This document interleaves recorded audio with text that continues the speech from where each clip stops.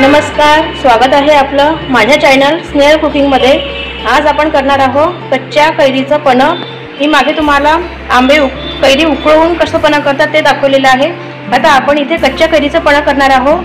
हे बघा, अशी हिरवेगार कैरी मी घेतलेली आहे। छान स्वच्छ धुवून सोलून असे बारीक काप करून घेतलेले आहे।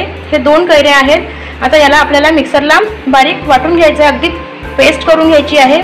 चला तर सुरू करूया समोरची प्रोसेस। हे संपूर्ण कैरी आपण जे कापून ठेवले ते मिक्सरच्या भांड्यामध्ये ओतून घेऊया। त्यामध्येच आपल्याला पुदिना घालायचा आहे।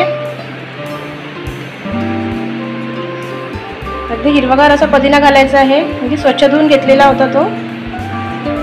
तर त्यामध्येच आपल्याला अर्धा चम्मच काळं मीठ घालायचं आहे। काळ्या मीठने खूप छान टेस्ट येते। त्यामध्येच आपल्याला जिरा पावडर घालायचा आहे अर्धा चम्मच, आणि त्यामध्ये आपण एक अर्धा वाटी साखर घेऊन घेऊया। ती सुद्धा यामध्येच घालायची आहे संपूर्ण।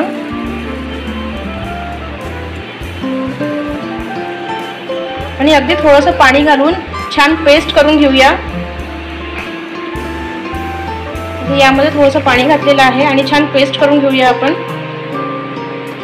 आता इथे आपल्याला छान पेस्ट करून घेतलेली आहे। तुम्ही बघू शकता खूप छान कलर आलेला आहे। आता आपल्याला ह्या भांड्यामध्ये मी 4 ग्लास पाणी घेतलेलं आहे। आता हे संपूर्ण पेस्ट आपण आंब्याची म्हणजे कैरीची यामध्ये ओतून घेऊया। आणि त्यामध्येच आपल्याला एक अर्धा चम्मच अगदी साधं मीठ घालायचं आहे। अर्धा चम्मचपेक्षा कमी घातला तरी चालेल, अगदी पाव चम्मच घालायचं आहे। आणि यामध्ये आपण आधी काळं मीठ घातलेलं होतं। आता हे छान आपण ढवळून घेऊया। बघू शकता खूप छान असा अगदी सुंदर असा कलर आलेला आहे। तुम्ही चवीनुसार साखर कमी जास्त करू शकता। जर कैरी आंबट असेल तर तुम्ही आणखी साखर घालून घ्या। टेस्ट करून बघा, त्याच्यानुसार तुम्ही ठरवू शकता की आपल्याला कितपत गोड आणि आंबट हवं आहे ते।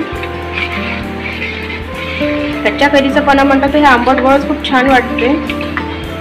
छान आता मिक्स झालेलं आहे। तर आपण छान ग्लासमध्ये ओतून घेऊया।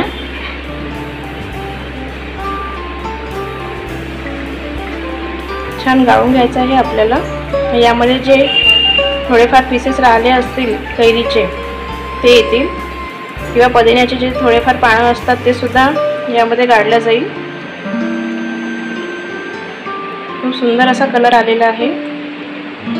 तर बघू शकता तुम्ही, आपण छान 2 ग्लासमध्ये हे ओतून घेतलेलं आहे। आता यामध्ये आपण घालूया आईस क्यूब। ही थंडगार असं ती आंबट गोड असं हे आपलं पन्ह तयार झालेलं आहे। ती चवीला अतिशय टेस्टी असं आहे आणि कलर सुद्धा खूप छान आलेला आहे। आणि त्यामध्ये आपण पुदिना सुद्धा घातलेला आहे, त्यामुळे ह्या आपल्या शरबतला खूप छान कलर आलेला आहे। बघू शकता तुम्ही। चला तर कशी वाटली आजची रेसिपी? नक्की करून बघा, तुम्हाला नक्की आवडेल। लाईक करा, शेअर करा आणि प्लीज सबस्क्राईब करा। सबस्क्राईब करायला विसरू नका। धन्यवाद। आणि हे तुम्ही कैरीचे पन्ह अगदी फ्रीजमध्ये करून जरी ठेवलं बॉटलमध्ये भरून, आणि आयत्या वेळी जर कोणी आले पाहुणे किंवा बाहेरचे लोक किंवा आपण उन्हातून आलं तर तुम्ही अगदी थंडगार हे तुम्ही सर्व करू शकता किंवा स्वतःही घेऊ शकता। आणि हे अगदी 8-10 दिवस खूप छान टिकते। नक्की करून बघा आणि प्लीज सबस्क्राईब करा। सबस्क्राईब करायला विसरू नका। धन्यवाद।